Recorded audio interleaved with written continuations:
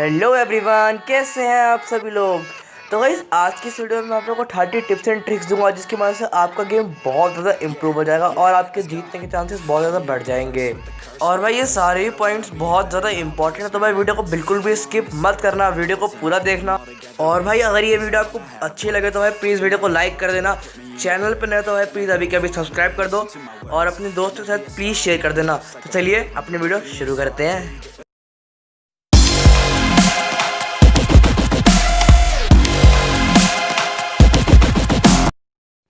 Point number 1, early fights में किसी भी बंदे पे रश करने से पहले आप लोगों के पास एक लगातार चलने वाली जो ऑटो राइफल होती है वो होनी चाहिए, क्योंकि वो बहुत ज़्यादा बेनिफिशियल होती है किसी पे रश करते टाइम और आप उससे इजीली क्लोज रेंज फाइट्स को जीत सकते हो। पॉइंट नंबर 2, किसी भी बंदे पर रश करने से पहले आपको ये पता होना चाहिए कि उसके पास गन कौन सी है, जिससे आप ये डिसीजन ले पाओ कि आपको उस बंदे को डायरेक्टली घुस के मारना है या फिर इनडायरेक्टली थ्रोएबल्स वगैरह करके। पॉइंट नंबर 3, आपको किसी भी बंदे को बॉट नहीं समझना है, क्योंकि कभी कभी क्या होता है आप एक रियल बंदे को भी बॉट समझने लगते हो और फिर बाद में वो बंदा ही आपको मार के चला जाता है, क्योंकि आप उसकी जो स्किल्स होती है वो आपसे भी बढ़िया होती है। तो भाई कभी भी किसी भी बंदे को बॉट मत समझो, बॉट को भी रियल बंदे की तरह पेलो, क्योंकि क्या होता है ना कि जब भी आप किसी बंदे को बॉट समझ लेते हो फिर तो आप उसको अंडर एस्टिमेट कर देते हो, जिसकी वजह से ज़्यादा चांसेस बढ़ जाते हैं अगर वो रियल हुआ तो आपको वो मार जाएगा। पॉइंट नंबर 4, कभी भी बंदे स्पॉट करते टाइम आप ज़्यादा लंबा पीक मत दो, क्योंकि उससे क्या होता है जब भी आप किसी एक डायरेक्शन में देख रहे हो तो क्या पता दूसरी डायरेक्शन में कोई बंदा कार्नेटेड वगैरह लेके सांप बनाओ और आपके पीक करने के चक्कर में वो आपको मार जाए। इसलिए हमेशा छोटा पीक लेके स्पॉट करो बंदे को, जिससे आपको बंदा भी स्पॉट हो जाए और आप किल भी ना हो। पॉइंट नंबर 5 बताने से पहले भाई मेरे को कमेंट सेक्शन में एक बार यह बता दो कि आपका फेवरेट गन कॉम्बिनेशन कौन सा है। तो पॉइंट नंबर 5, जब भी आप किसी ओपन फील्ड में दौड़ रहे हो और आप पर कोई बंदा शॉट मार रहा है तो ये याद रखना कि आप एक पेन निकाल लो, जिसकी वजह से उसकी जो गोलियां हैं कुछ क्या पता वो पेन पर लगे और आपकी जान बच जाए। पॉइंट नंबर 7,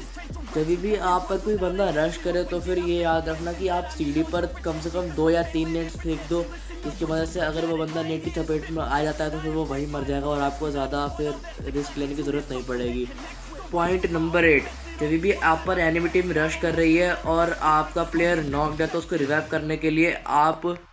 सीढ़ियों पे मॉली फेंक दो, जिससे वो बंदे ऊपर नहीं आ पाएंगे और आपका प्लेयर इजीली रिवाइव होके हील लगा लेगा, क्योंकि मॉली 10 सेकंड तक रुकता है और 10 सेकंड में आपका प्लेयर इजीली नॉक हो जाएगा और बाद में आप या तो फिर एक और मॉली डाल सकते हैं जिसकी वजह से आपका प्लेयर हील भी कर लेगा। जब भाई पूरा ही जोन ओपन में बना है और कवर के नाम पर कुछ भी नहीं है तो आप क्या करो, अपनी गाड़ी कवर के रूप में यूज़ कर सकते हो, जिसकी वजह से आप जो है इजीली बंदे को मार सकते हो और आप कवर में भी रहोगे।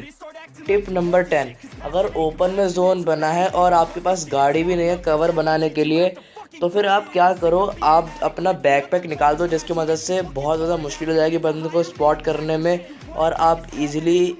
बंदों को स्पॉट करके मार सकते हो। और भाई ये वाला पॉइंट मैं इसलिए बता रहा हूँ क्योंकि मैंने बहुत सारी सिचुएशंस में देखा है कि बंदों के पास लेवल 3 और लेवल 2 के बैकपैक होते हैं और वो निकालते ही नहीं है उन बैग्स को, जिसकी मदद से उनका जो हाइट होता है वो घास की हाइट से थोड़ा सा ऊंचा होता है और वो बंदे ईजिली स्पॉट हो जाते हैं। तो फिर आप क्या करो, अपना बैकपैक जो अभी लेवल 2 या फिर लेवल 3 का है वो निकाल दो और आराम से जो है आपके पास 30 या 40 गोलियां जितनी भी हैं और उसके साथ आप 120 गोलियां रख लो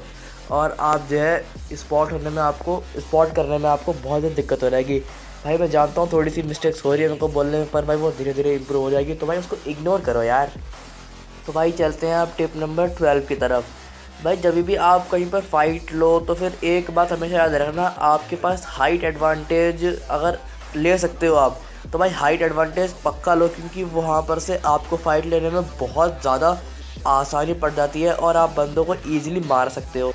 ये टिप फाइनल सर्कल के लिए भी है। अगर फाइनल सर्कल ऐसा बना है कि आधा ज़मीन में है और आधा थोड़ा सा ऊंचा है, ज़मीन में मतलब कह रहा हूँ कि थोड़ा सा एकदम अपने बेस लेवल पर है और बाकी का सर्कल थोड़ा सा ऊंचे साइड में है, हिल तरह का है, तो आप जो हिल वाला सरफेस है वो वाला पक्का लो, क्योंकि वहाँ से बंदे स्पॉट करने में और मारने में बहुत ज़्यादा आसानी हो जाती है। तो भाई अब चलते हैं अगले पॉइंट की तरफ। पॉइंट नंबर 13, भाई आप कभी भी जोन के बाहर फाइट मत लो, क्योंकि अगर आप जोन के बाहर फाइट लोगे तो आपको जोन का भी डैमेज खाना पड़ेगा, बाकी वो बंदे तो डैमेज देंगे, वो बात अलग ही है। और फिर बाद में आपकी खामा का हिल भी बेकार होगी, तो फिर आपको बहुत ज़्यादा मुश्किल होगी बाकी अगले जो गेम है, आगे जो गेम होगा उसमें। तो point number 14, in early stages don't run in open. जब भी भाई क्या होता है अर्ली फाइट में, मैंने बहुत सारे बंदों को देखा है भाई, गन नहीं मिलती है ओपन में दौड़ने लगते हैं। भाई गन नहीं मिल रही है तो कुछ भी करो, उसी कंपाउंड में ढूंढो ना, गन नहीं मिल रही है। भाई क्या होता है कि पोचिंग की रहते हैं, पोचिंग की में हर एक कंपाउंड में थोड़ा डिफरेंस है जाने में। तो उसमें क्या होता है, बंदे कुछ लोग जो है जिनको गन नहीं मिलती है वो भाई इधर से उधर भागने लगते हैं। भाई ऐसा बिल्कुल भी मत करो, उसी कंपाउंड में गन ढूंढो, और अगर नहीं मिल रही है तो ये देखो कि उस रोड के आसपास कोई बंदा तो नहीं है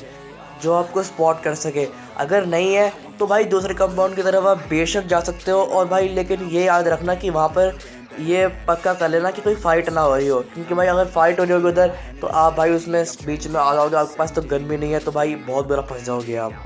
तो भाई चलिए अगले पॉइंट की तरफ बढ़ते हैं। पॉइंट नंबर 15,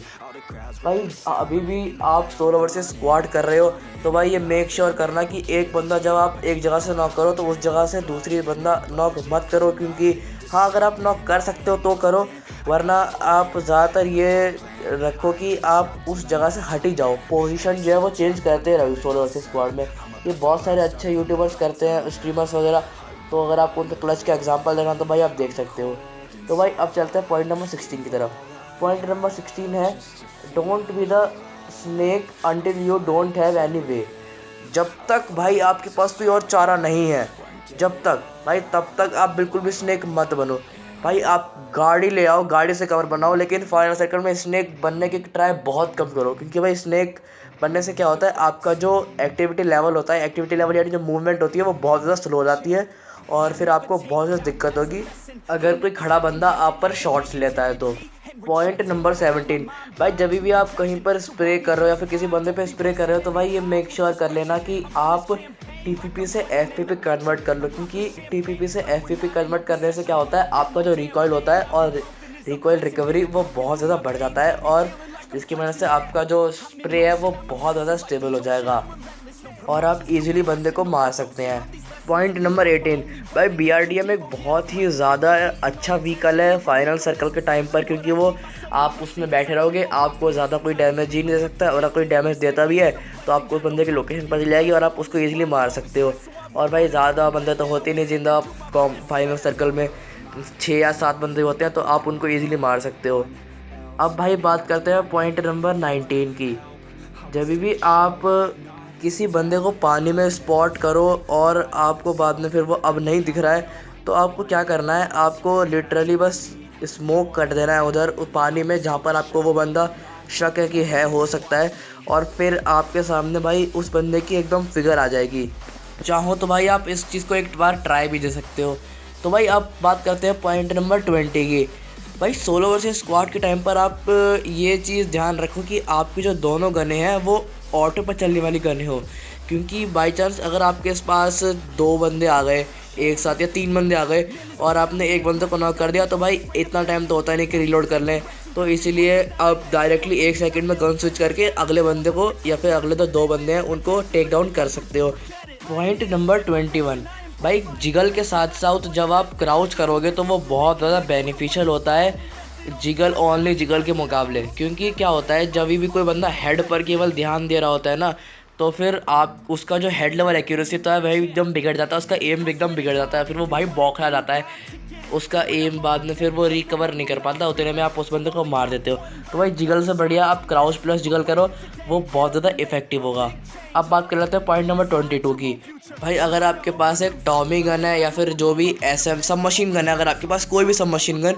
तो आप इजीली 30 मीटर की डिस्टेंस पर से जिगल कर सकते हो, या फिर क्राउच प्लस जिगल, आपको जो भी करना है आप कर सकते हो, क्योंकि उनका जो हिप फायर होता है वो बहुत ज़्यादा अच्छा होता है और बुलेट स्पीड भी बहुत ज़्यादा कम होता है। भाई फाइनल सर्कल में अब अगर आपको लगे कि एक जगह पर बंदा है और आपको उसकी लोकेशन आपको मतलब अच्छे से दिख रहा नहीं है, तो भाई क्या करो, वहाँ पर उसके आसपास चारों तरफ नेड कर दो, क्योंकि क्या होता है नेड्स करने से आप जो है उसके लिए एक रेड जोन बना देते हो, जिसकी मदद से वो बंदा कहीं पर भी जाएगा वो बंदा फट ही जाएगा। तो इसीलिए क्या करो, आप बस ऐसे ही तुक्कों में नेड वगैरह कर दो, और भाई अगर तुक्का लग गया तो भाई सोने पर चांदनी, और आपकी पोजीशन भी रिवील नहीं होगी और आपको किल भी मिल जाएगा। पॉइंट नंबर 24, अगर भाई आपका gun combination M416 plus car 98 है तो भाई आप एक ऑटो पिस्टल ज़रूर लो, जैसे स्कॉर्पियन या फिर P18C हो गई ये सब। क्योंकि भाई ये क्या होता है कि जब आपकी M416 की गोलियाँ ख़त्म हो जाती है तो भाई कार 98 स्विच तो करोगे नहीं आप, तो स्कॉर्पियन स्विच करके आप बंदे को लिटा सकते हो। अब आ जाते हैं अपने पॉइंट नंबर 25 पर। भाई मैंने एक पॉइंट में आपको बताया था कि गाड़ी से आप फाइनल सर्कल में कवर बना सकते हो, पर भाई एक चीज़ हमेशा याद रखना कि गाड़ी कभी भी फाइनल सर्कल में मत चलाना, क्योंकि इससे बस आपकी पोजीशन रिवील होगी, और क्या पता अगर आपने एक जगह पर गाड़ी रोकी और उसके जस्ट पीछे बंदा हुआ तो वो भी आपको ईजिली मार सकता है,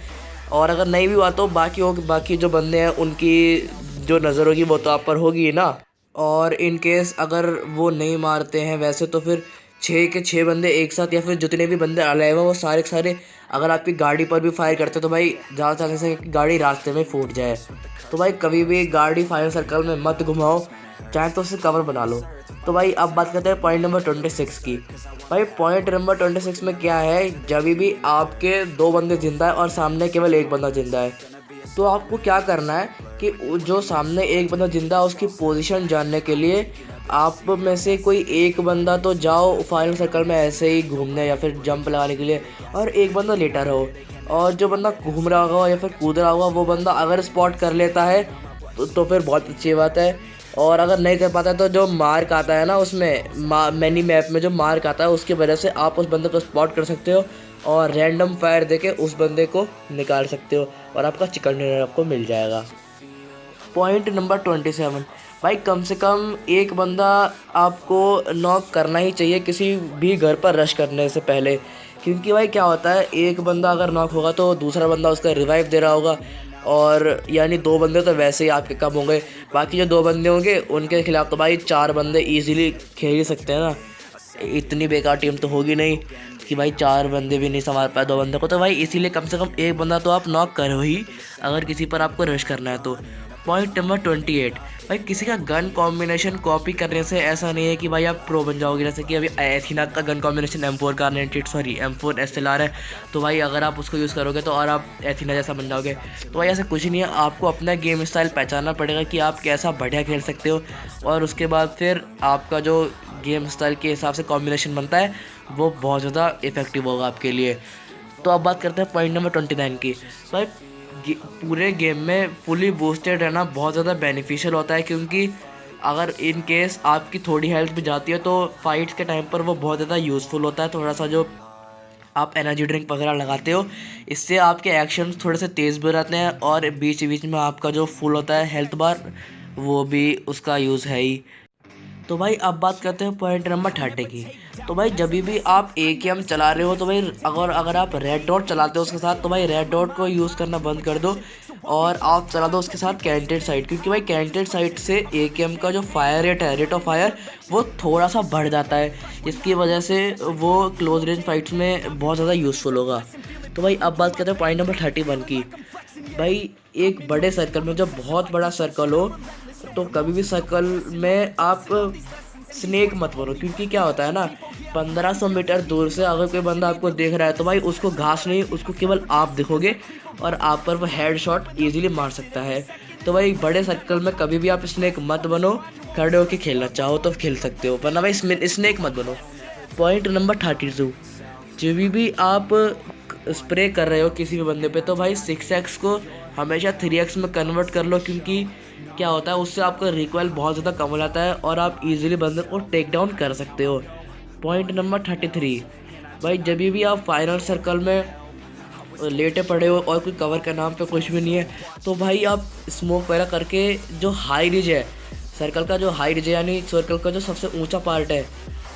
तो वो आप लेना चाहो तो भाई ले सकते हो, और वो बहुत ज़्यादा क्योंकि वो बहुत ज़्यादा यूज़फुल होता है और आपके काम भी आएगा, क्योंकि वहाँ से आप इजीली जो स्नेक बने बंदे उनको इजीली स्पॉट करके मार सकते हो। तो भाई अब बात कर लेते हैं पॉइंट नंबर 34 की। भाई जब भी आप कहीं पर फाइट ले रहे हो तो भाई क्या करो, एक बहुत इंपॉर्टेंट और अच्छी स्ट्रेटजी है क्योंकि 3 बंदे तो उनको डिस्ट्रैक्ट करने पर रखो और एक बंदा फ्लैंक मारो, जिसकी मदद से वो लोग जो है सैंडविच हो जाएंगे और आप इजीली उनको मार सकते हो।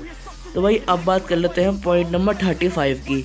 भाई अगर आपके पास फाइनल सर्कल में एक कंपाउंड है और वहाँ पर 2 घर है उस कंपाउंड में, तो भाई आपको क्या करना चाहिए, दो बंदे एक घर में और 2 बंदे दूसरे घर में हो तो वो बहुत ज़्यादा बेनिफिशियल होता है। क्यों, अगर एक घर पर रश होता है, दूसरे बंदे जो हैं वो नीचे से देखकर उन बंदे को मार भी सकते हैं। अब बात कर लेते हैं पॉइंट नंबर 36 की। तो भाई आयरन साइट से अगर किसी भी गन की आप आयरन साइट यूज़ करते हो, AK या फिर M4 की जिस भी गन की आप आयरन साइट यूज़ करते हो, तो उसमें सबसे ज़्यादा एम असिस्ट काम करता है। और अगर बाई चांस आपका थोड़ा सा या 2 या 3 मीटर थोड़ा सा दूर है, तो भाई वो बहुत जल्दी एम असिस्ट आयरन साइट की तरफ लेके चला जाएगा। भाई मैं जानता हूँ अभी भी कि मेरे से बहुत सारी गलतियाँ हो रही है बाहर पर भाई थोड़ा सा नया हो तो थोड़ा टाइम लगेगा भाई सुधारने में। तो चलिए अब अगला पॉइंट की बात करते हैं। भाई सैनहोक में कभी भी आप AR के अलावा गन मत लो, स्नाइपर वगैरह जो होती हैं वो मत लो, क्योंकि भाई आपको बंदे ही स्पॉट नहीं होंगे, इतनी मुश्किल से होंगे बंदे, वहाँ पर घास ही घास होती हैं हर जगह, तो भाई बहुत ज़्यादा मुश्किल हो जाता है बंदों को स्पॉट करने, जिससे आप पर अगर गन ही नहीं हो तो भाई आप कैसे बंदों को स्पॉट करके मारोगे। तो भाई इसलिए ट्राई करो कि दोनों ही गन आपकी AR हो या फिर SMG जो भी है आप रखो, भाई बस ऑटो राइफल रखो। तो भाई अब बात कर लेते हैं पॉइंट नंबर 36 की। भाई M416 या फिर DP28 आपको M249 के साथ यूज़ करनी चाहिए, क्योंकि भाई आपको ही पता है M249 का रीलोड भाई सदियाँ लग जाती हैं। तो भाई 7 सेकंड का रीलोड होता है M249 का, और अगर आप उसके साथ कोई बढ़िया गन जो ऑटो राइफल है वो नहीं रखते तो भाई बहुत ज़्यादा मुश्किल हो जाती है आपके लिए क्लोज रेंज फाइट्स में। तो भाई हमेशा आप M249 के साथ कोई भी एक ऑटो राइफल ज़रूर रखो। M416 या फिर DP28 में प्रीफर करूँगा, क्योंकि वो M249 के साथ बहुत अच्छा कॉम्बिनेशन बन जाती हैं, क्योंकि इससे जो है आप मिड रेंज और लॉन्ग रेंज भी संभाल सकते हो। तो अब बात कर लेते हैं पॉइंट नंबर 37 की। भाई जब भी आप किसी घर पर रश कर रहे हो एक बंदा या फिर 2 बंदे नॉक करके, तो भाई क्या करो, 3 बंदे तो जाओ उस घर पर रश करने के लिए और एक बंदा उन 3 बंदों को कवर दो, क्योंकि भाई क्या होता है अगर कोई बंदा बाई चांस निकलता भी है बाहर तो वो बंदा इजीली उस बंदे को मार सकता है और आप जो 3 बंदे जा रहे हो उनको थोड़ा सा फ़ायदा हो जाएगा। तो भाई अब बात कर लेते हैं 38 पॉइंट की। तो भाई जब भी आप रैंक पुश कर रहे हो तो आपको भी पता है रैंक पुश से आपका एम जो है वो बहुत ज़्यादा बिगड़ जाता है और आपको थोड़ा सा डर भी लगने लगता है फाइट लेने से।